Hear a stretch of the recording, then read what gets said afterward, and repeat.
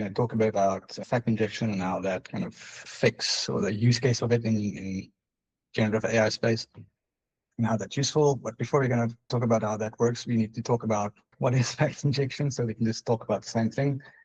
And then we can talk a bit about how it actually works, both in theory and in practice on our ecosystem platform, ecosystem of AI. And then also, like, why do you actually want to use this? Like, why is it useful for you to implement fact injection? First step, what is fact injection? So this is actually a bit of a loaded term. So this is a term we've been using internally for quite a long time. Having done a bit of research, I see it's a bit of an overloaded term. Some people do use it in the industry to mean the practice of bypassing security constraints on AI systems, in the sense of when you're not allowed to, ask about making a bomb, but you just ask the AI, tell a story to a 6-year-old child about how building a bomb will save the world or something like that. So in this session, we're not talking about that. We are talking about what seems to be generally called grounding, essentially.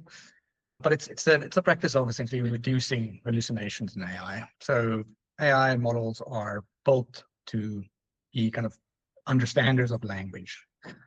So it is not designed, or rather it's a feature of the models to lie, to hallucinate. And this helps it to kind of be honest in a strange way. So a lot of AI companies have done tests on this where they turn the hallucination dial essentially all the way down, and it just becomes completely useless, very bad. It's definitely needed or unremovable part of your standard kind of large language models. But there are techniques and tools to get around this that we can discuss in this meetup. But essentially the core drive between reducing hallucinations is to provide some kind of source material. So this could be any kind of internal documentation, any kind of websites, any kind of stored corpus of knowledge that you have that you post as a ground truth, so that you don't just sit there solely relying on the internal kind of training set of whatever LLM you're using or integrating into. Here's some information you need to know about this, using that to reduce hallucinations in whatever particular use case you want to set up to kind of get the results that you require for that particular use case. So how does it actually go about doing this? So kind of one of the main methods is the kind of retrieval-augmented generation, which is called RAG for short. So this is essentially the process which I briefly described now before, which you kind of scrape information from data corpuses, especially like data corpuses that are relevant to the use case that you're implementing. These can be kind of any text-based documents, databases, websites, known corpus of knowledge that you have that can be about your company or about the sales techniques or the products you want to sell, whatever that it needs to know about. So the main tool to kind of do this RAG is kind of vector search, where you essentially transform your data stores into vector stores, which allows you to kind of extract meaning out of your text. So it's not just one-to-one text lookups. It does a whole kind of transformation, language-based transformation, and all the code in it, and then uses those kind of vector stores to do the lookups. And get the information that you are required, integrating directly into the kind of language knowledge that your LLMs do have. So this is not a standalone process that you just do. This is going to be kind of an augmentation on top of the LLM that you are currently using. So a key factor of this is your kind of RAG is only going to be as good as the data sources that you give it. So if you give it data sources that have conflicting information in it, wrong information, confusing information, then the results are going to be those things. So you want to make sure that your data sources are of high quality, that they've been edited and reviewed and all those good things. Additionally, it's a bit of a more technical constraint on the side of these kind of RAG things is, while you can have your documents be larger than 20,000 tokens, just so there's no tokens, just a kind of fancy word for word. It does have a bit of more technical implication because of how the LLMs functionally store and use words. So token is essentially just like a part of a word, like the key source of a word. But yeah, the larger your documents get, the harder it is to accurately retrieve the information that you want from this document. So instead of having one mega document that adds hundreds of thousands, millions of lines of words in them, it's better to kind of segment that knowledge base rather into more consumable bytes and separate them into kind of knowledge spaces. So instead of having one superdoc, have a document about X, Y, Z, and subdivide measurement. This is, I think, already quite natural for most people, but it's important just to know the limitations that you do have. So now that we have the kind of RAG set up, we have the ability to get information into our system. We also need to restrict information. So now that we have the LLM, it has access to all the information that it knows, and it has access to this niche information that you said that you gave it access to. Now you need to ground it and tell it, don't use the information you already know.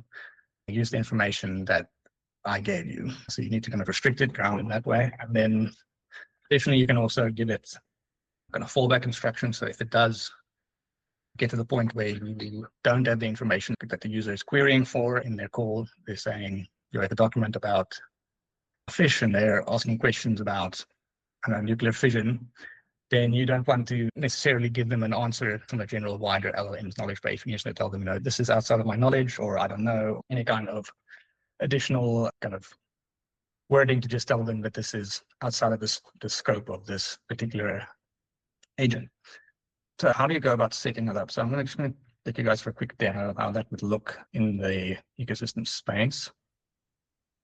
Previous technical sessions gone through a lot of additional features and functionalities on this platform, so I'm not going to go too much into that.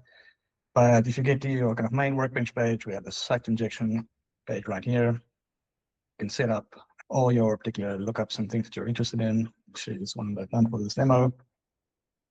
I just specify it's on values in here. It's not that necessary for the functionality, but then this is the key part here. It's the kind of name that you call it. This is your reference token for when you want to call it in your ecogentic agent. And then you can tell it kind of what kind of type of lookup up do I want to use. So we have a few kind of additional ones over here. So we have some SQL connectors that allows you to connect to your databases. We want to do database rags, and we have a kind of vector store lookup stuff where you transform your data sources, your text files, your documents, your websites, whatever, into essentially data that the large language model can consume efficiently. In this case, you can add as many of these sources that you want. Internally, we store the data under this field, so we just have to make sure that these PDFs or text files are uploaded, but you can additionally also just add in a website here. You can add as many of these things as you want to. And now that this is set up, you have this kind of lookup, you can kind of query this. So a quick way just to test that this thing is working as it should, you can kind of go to ecosystem chat. So without any editing or setting up beforehand, this is just essentially connected to, remember the exact model, one of the big LLM models. We can tell it to use this particular vector store that we created, which was the injection demo equal code.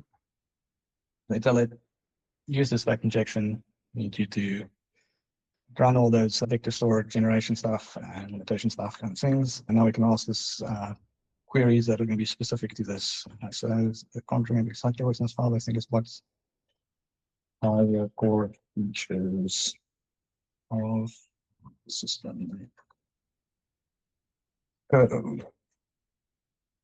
So now it's doing a lookup, looking at all of the RAG information that we set up on it, seeing if any of those information is relevant to the query that I had. And in this case, it is returning this answer. We can, I think I have the PDF here somewhere, so we can just kind of cross-relate it. So this is the actual file I told it to use as a reference. If you kind of scroll down here somewhere, yeah, you can see it kind of has its core features, these 5 ones, AI quick generator. And we'll see that these 5 over here are essentially the same thing. So it has access to this. It took that kind of tabularized list and compressed it into a more linguistic format, which is essentially where the language component of the LLM comes in. It knows how language works and how to present it in a readable manner.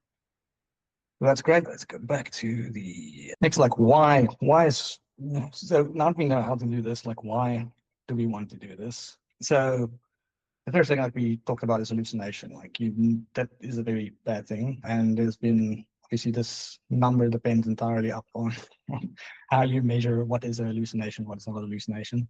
Some studies have concluded that injection using this kind of RAG approach can reduce hallucinations about to 96%. But obviously, yeah, this is very dependent on your data sources. If your data sources are or bad, not going to be nearly as good. The question is, like, apart from just getting answers, like, if your information that you want to have used in your fact injection framework is available on the wider space, you might ask the question, is it still worthwhile to kind of use this fact injection stuff? There are particular cases where it's still very much to your benefit to kind of still use this. So kind of two that I see regularly is kind of this confusion between kind of more specific company jargon or in-company knowledge, which in general will either potentially the information is available out there in general, but if you ask a question to a generalized LLM, it will give you a much more generic answer and not a concise answer. Sorry, I did the second one now. And then if you have terms that are not the same, or like we're talking about now fact injection. Fact injection internally in our company does not mean the same thing as it seems to mean generally in the outside world. So if these kind of conflated terms, then asking them to open AI or generic AI is not going to give you the answers that you want of how this kind of fact injection stuff would look like in practice in an agentic space. Let's show you this example. This is a very basic agentic thing. We have had to call meetups about the ecogentic space before, so I'm not going to. Did someone now push? Apologies, I think someone pushed my thing out. I just need to push this again. I just need to reset this.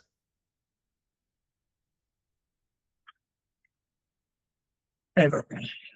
This comes in here. Basically, I have 3 different large language models set up here. I have one without any fact injection attached to it, so it's completely generic. And then I have 2 different ones. One that set up a fact injection about, I think it's about partner portals, kind of measures of success, and then the one I also just showed you now previously about ecosystem code, but just to kind of demonstrate those 2 cases in practice and show them to you. So I just want to get that one. So first off, let's go to the open space one and just ask it, how do you measure success? So this is a very open, generic question that it's going to give us a very open, generic answer to this. Sorry, this language model is running locally on one of our servers because this is a big model. It does take a bit of extra time here, but it's much cheaper to run locally. Give it a second.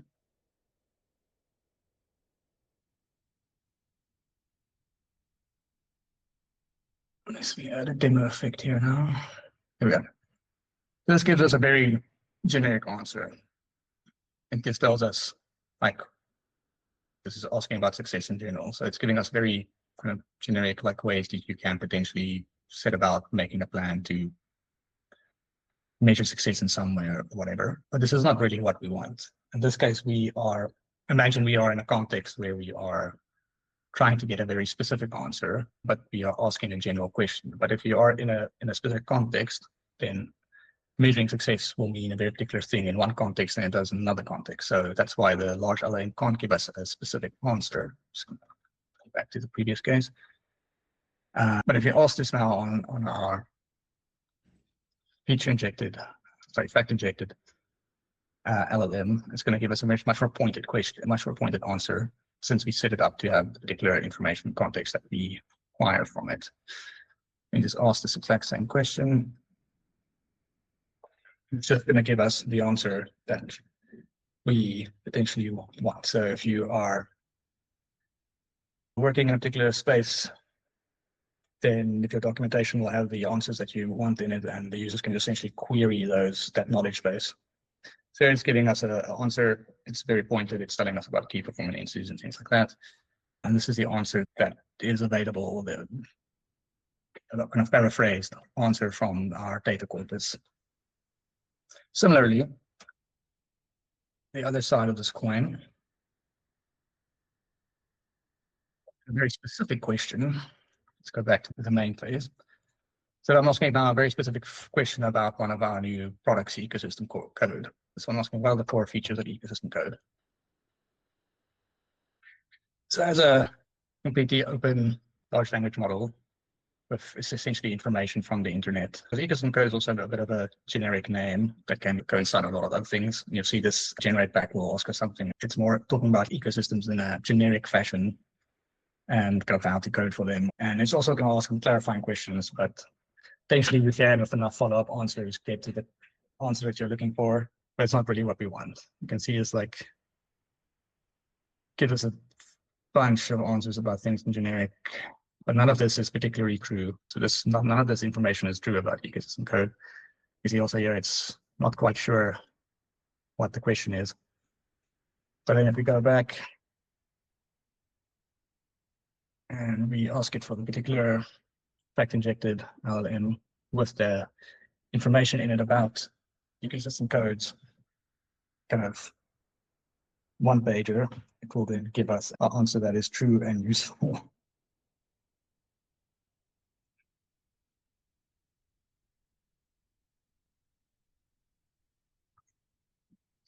Code one also exact same question. And it's going to generate, I think this is the one we tested earlier. It's going to give us that kind of list of 5 core features of ecosystem code. Yeah, this gives us actually an answer that gives us the correct answer. It's much more succinct. It gives us what we need.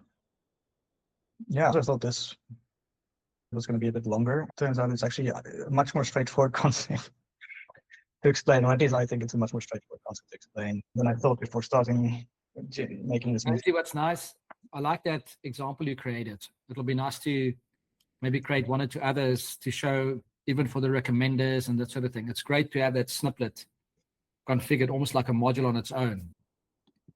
I just thought it's kind of, I could have talked about it, but I thought I didn't explain it. Even if you, I mean, it's a demo, like a demo explains it a lot better. It might be worthwhile to show how you can do that with an API or something that you call that gets back, so that whole concept of how facts can come from various sources, I think is very prominent. But that's good. So I don't know if there's any questions from the audience. I think it's relatively straightforward. If you have any questions, please raise your hand. So maybe I've got a question for you, Ramsey. What is the difference between a fact injection and a guardrail? Or can you use a fact injection approach to help you with a guardrail? Well, first we have to define what a guardrail is. Like a conversational guardrail. So kind of how we use guardrail, or the term guardrails internally, is the way of ensuring that a client or a user does not veer from the conversation at hand. So if you are a banking institution and the customer are going to ask you about like what's the biggest fish in the world, to then not say I don't know or give them the answer, but to say like, hey, this is banking, do you want to check your balances or take out a loan or whatever.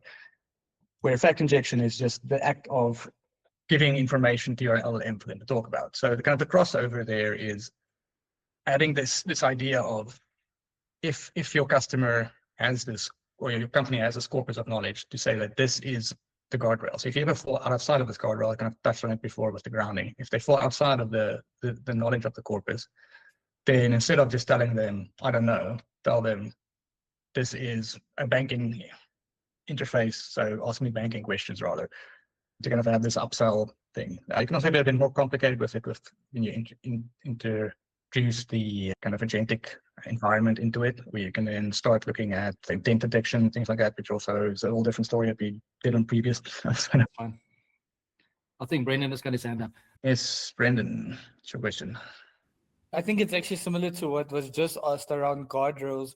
Could you essentially use guardrails even within the same company? Let's say you wanted to do filtering.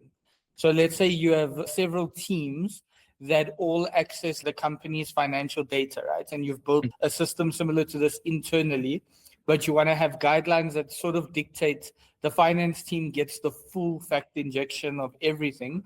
However, maybe the marketing team only gets fact injection relevant to that. Could you use the guardrails in that sort of sense? Yeah, definitely. This is veering a bit now more into the ecogentic space. Agentic is just our internal name for our agent, internal agent and the creator for it. But yeah, you can definitely then use the guardrails. We also have a robust kind of login system. So you can have these kind of groups associated with each user, saying that these groups only have access to information X, these groups have accessed information Y, this group has accessed information X, Y, and Z. And you can check that in multiple ways. You can place your standard kind of conditional checks where you can just check if the user falls in a particular user group, give them a RAG or a fact-injected LLM that only has access to particular documents, and if they have higher security settings, then give them access to other documents. So it's just a kind of routing exercise. So you just check at the key point what the access level of a user is, and then route them to the appropriate fact-injected LLMs. So it's not really an internal thing on the model. It's going to be a routing exercise around it. So you just have your each discrete LLM model with the appropriate level of information in it, and then you just route the users to the ones that you want them to be in. So Ramsey, here's a crazy thing. Can't you configure the ecogentic that there's one journey for the sales team and one journey for the finance team, and then you have another journey that calls that conversational AI front end based on the role that they selected? So the guardrail is physical separation. Yeah, you can do that. So we have this kind of feature in the ecogentic space, which is called kind of breakouts. So we have them for a few reasons, but one of the reasons that you can use it for is essentially to break out into another journey. So you can have like a very, like you could all just do this all in one journey, but if you want to separate out of it, you could have one journey, which is essentially your login journey, where you just text the user and what access levels they have.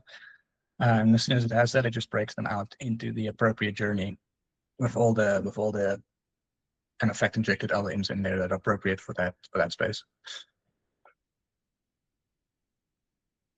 Cool. I see Zaytun, you also have your hand up if you want to ask a question. Hi, yeah, thanks, Aaron. I joined the session a bit late, so I'm not sure if this was, maybe you covered it, so I'm going to ask anyway. So apologies if you're repeating yourself there. So I'm coming from the analytics space, and we're using things like building out your typical data models and then building analytics on top of that, as well as sort of AI.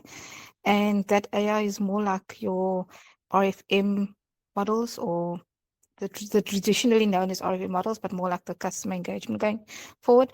But now if I wanted to use that in this space using the LLMs, is there sort of existing ML trees that you can share what, or is that available to see what that looks like, so that I don't end up repeating rules in this space, or putting guardrails up that is already catered for in terms of the ML tree config per se?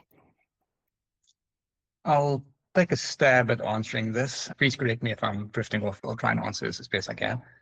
But the short and the long of it is the product that we sell here is not so much the rules, but the ability to shape the rules yourself. So it's potentially there are kind of rules, pre-generated rules out there. But we also, with this ecosystem code product that we have, it enables you to much more quickly generate these kind of trees without doing it programmatically. So you can kind of like use an AI to help you generate your AI. Yeah. So there's no like absolutely, pre-existing 100%, ones yeah. at that point, but we kind of have tools to simplify the process a lot. But yeah, for that particular case, we don't have any of these kind of agentic trees set up for them. Jay, I don't know if you have a Yeah, I think that as well. the way that you implemented the knowledge graph might be the answer.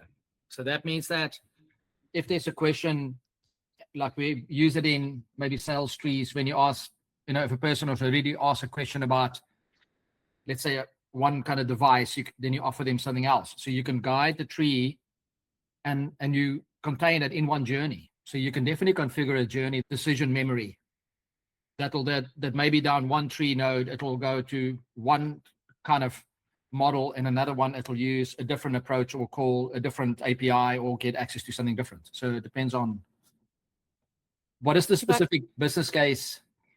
Yeah, I was just about to say, maybe I must be a little bit more specific.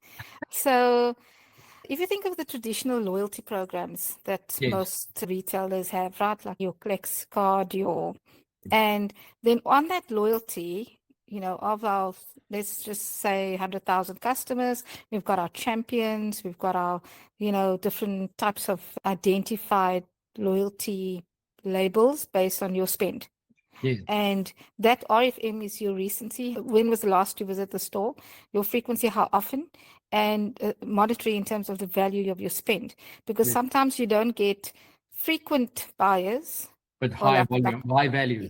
Yes, but then it's a small it's a big basket, high value, as opposed to small baskets all the time, low value. Yes.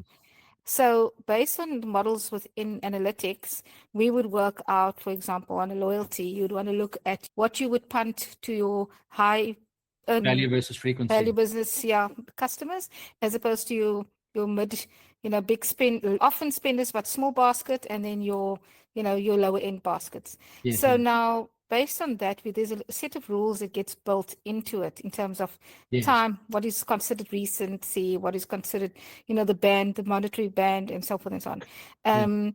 And then also, most of the retailers now are positioning themselves where they can push cross-selling across their brand. So Fushini's got multiple stores, and then across their brand, they would drop vouchers or whatever, trying to push customers to buy only from their group for different things. Yeah. So there's a lot of rules that goes into that, and a lot of, predictive analytics, and then a lot of looking at the historical buys and spends and so forth and so on, so that it speaks to the model. And I'm just worried that if I decided to use something like this AI, I'd want to have a view of what the rules are that AI would use.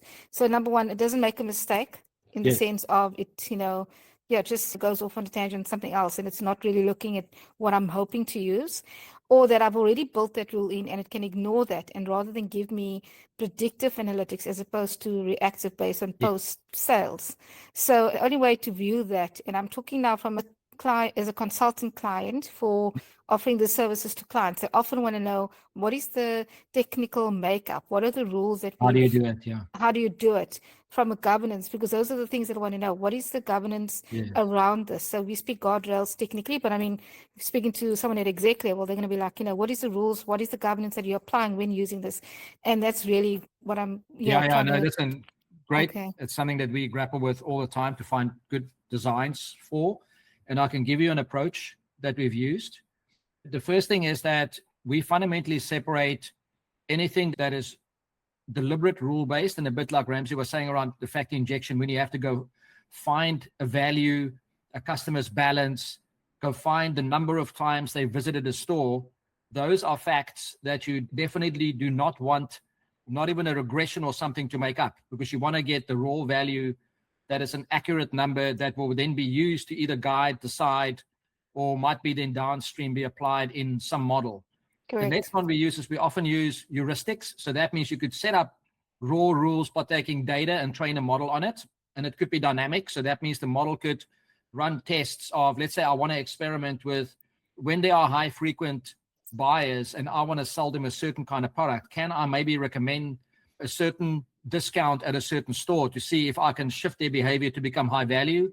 Or if it's high frequency, I want to then. I think it's just important to draw a distinction between the large language models, which you are talking about now, and traditional ML models. What I'm talking about now is that we see artificial intelligence a broad field. So we've got a dynamic approach that doesn't use large language. We have static models that can be trained that are far more deterministic and explainable. And then you have generative models that you can then use that can have variation and error. And the big thing about our approach is that when you're an analyst and you want to make sure that you get the right answer, you might want to use at the beginning of the journey a generative model to detect the intent. And then if you know that it can have an high impact, either financially, physically, mentally, there's a whole lot of things that we normally look for. But let's say the impact is low, then you can go down a generative route easier or quicker. If you know that the impact is high, and then you want to go down something that is more deterministic or something that is more explainable. So the idea is that you can create a whole collective of different options where the rules are then set based on the risk that you're willing to take in relation to the answer that you need.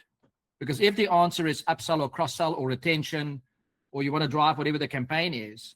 So if it's, let's say, a messaging campaign to nudge people to get them ready to start buying from you, and let's say you make mistake in a language and you would have used brand sensitive language already, but let's say you speak to a person in maybe a slightly more detailed way than is expected, the consequence is not really there. But if you're going to offer somebody a discount voucher and you're not making money on them, you first need to check the rule to make sure that you are in the right place before you then decide what you generate. So we've got that staging approach, and that's like Ramsey was saying earlier, there's an ecogentic journey that gets configured, that the guardrail, essentially, if you had to think about it holistically, is a systemic problem. It's not saying, I'm just going to call some LLM and get a response back. I don't think we've had a single case we've ever seen that got implemented like that. It's always implemented in like a collective of items that make sure that you do the right thing.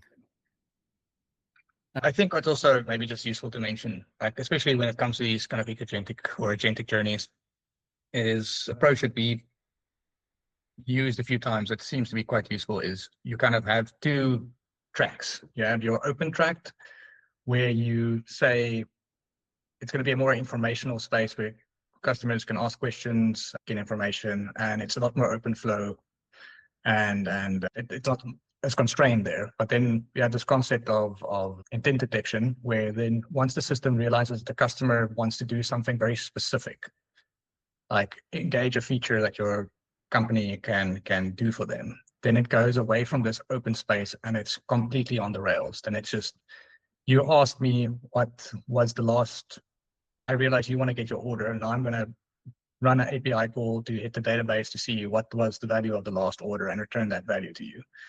So it's not using RAG or fact injection on an LLM. The LLM is detecting that the particular intent is being displayed, and then it's going down this very on the rails approach. And then as soon as that rails is done, it goes back to the open space, and the customer can ask whatever they want until another kind of intent is detected. Yeah, so the thing is that if you look at a generative model's ability to do reliable, consistent analytic for anything to do with pricing or even determining most mathematical calculations on the fly, it's not capable. Most of them will make mistakes all the time. So what you want to do is that's when you need fact injection. That's the construct. Okay.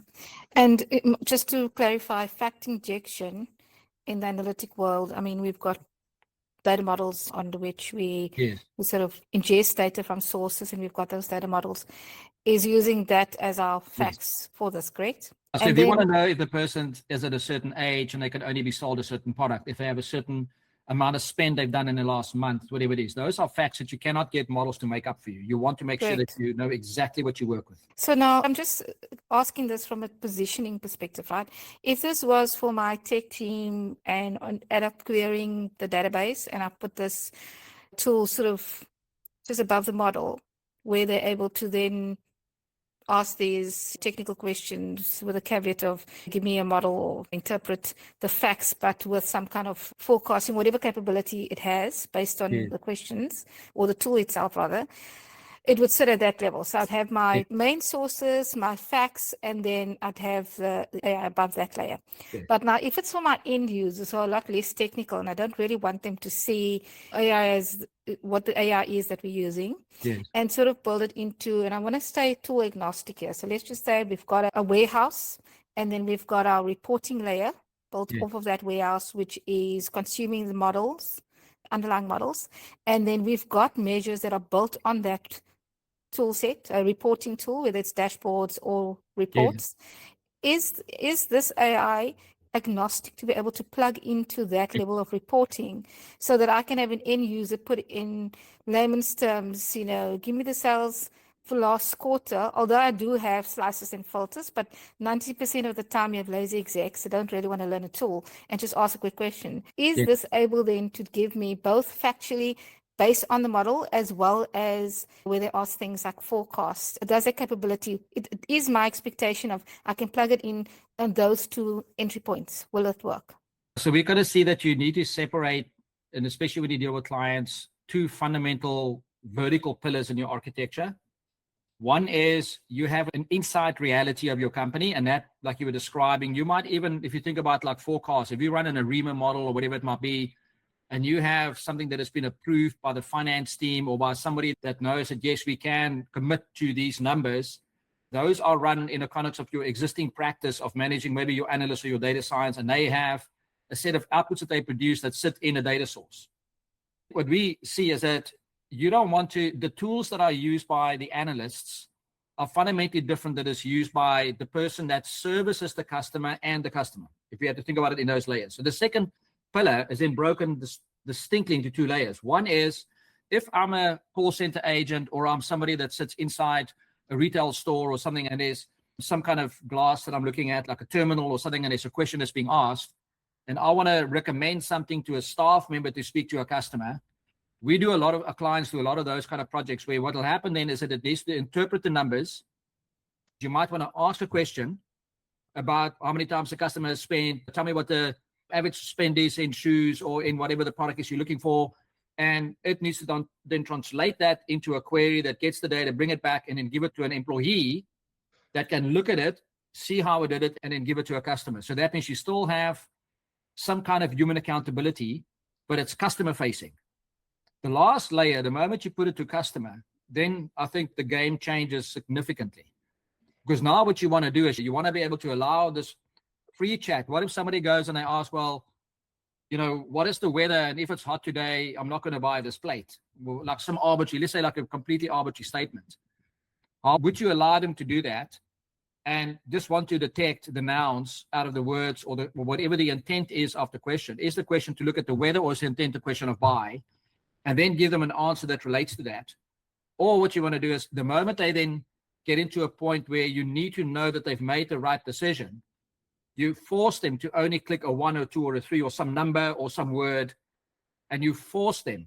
And that is what we found why a lot of public chat tools fall apart. They either fall apart because they completely rule-based. I went through one today, and all it could do, it said to you, how do you feel about this today? And I said, I feel great. And they come back and say, oh, I detected you can only do one of these 3 options. And no way did it interpret my intent whatsoever.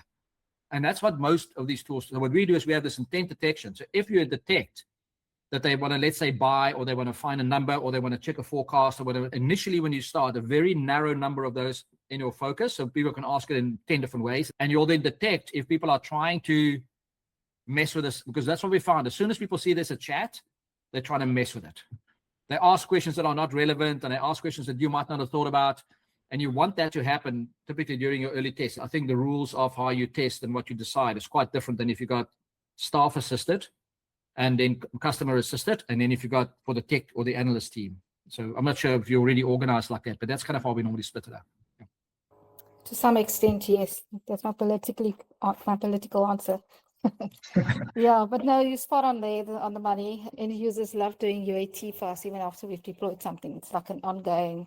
I think it's just what it is. But so what we do is we intercept whatever model you use. So you use small language models to detect intention that have got no knowledge on its own, and it comes from the facts, like Ramsey was saying with the RAGs. So if they ask something about what's the world's best company or anything to do with business, all that you're going to do is you're going to tell them about your own business.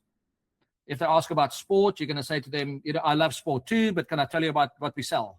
So you have emotional cues that you keep on getting the person back to what you want the intent to be in a soft fashion.